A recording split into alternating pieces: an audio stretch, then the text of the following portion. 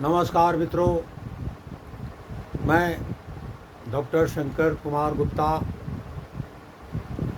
आज एक नए विश्लेषण के साथ आपके सामने उपस्थित हूँ।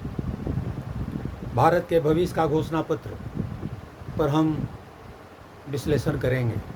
मित्रों, गरीब की शिक्षा भारत की सबसे बड़ी पूंजी है।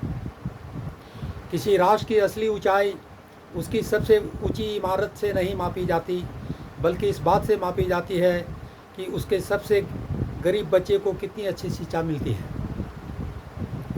आज भारत दुनिया की बड़ी अर्थव्यवस्थाओं में गिना जाता है। हम चंद्रमा पर पहुंचते हैं, डिजिटल भुगतान में दुनिया का नेतृत्व करते हैं, नई नई तकनीकों पर काम कर रहे हैं।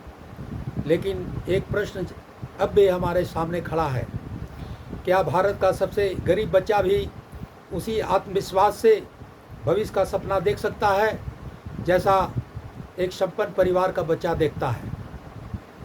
यदि उत्तर नहीं है तो हमें स्वीकार करना होगा कि हमारी विकास यात्रा अभी अधूरी है।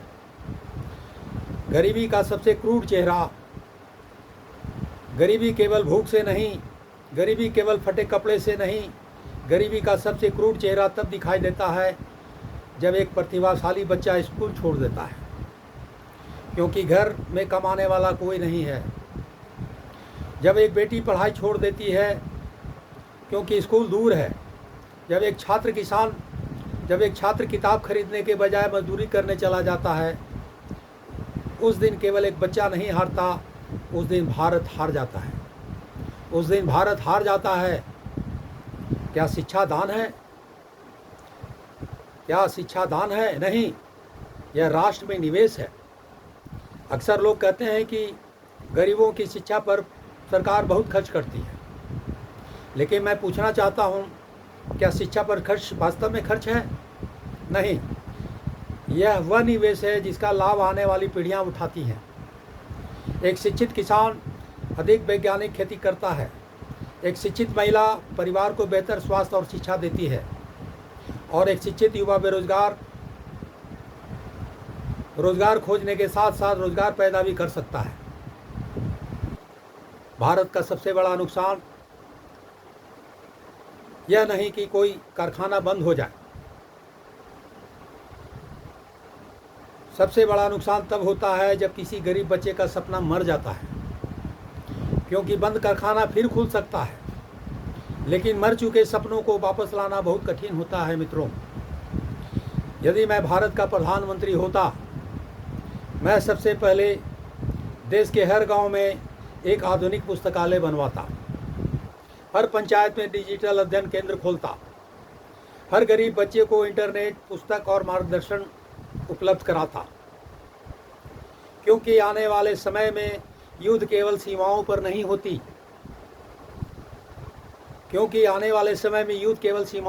होगी। ज्ञान, विज्ञान और तकनीक के क्षेत्र में भी प्रतिस्पर्धा होगी, और जो राष्ट्र शिक्षा में पीछे रह जाएगा वह आर्थिक रूप से भी पीछे रह जाएगा। बिहार से भी एक प्रश्न है कि क्या कभी यही बिहार नालंदा और विक्रमशिला की धरती था? दुनिया के विद्यार्थी यहाँ पढ़ने आते थे। आज क्या हम फिर से ऐसा बिहार बना सकते हैं? उत्तर है हाँ। लेकिन इसके लिए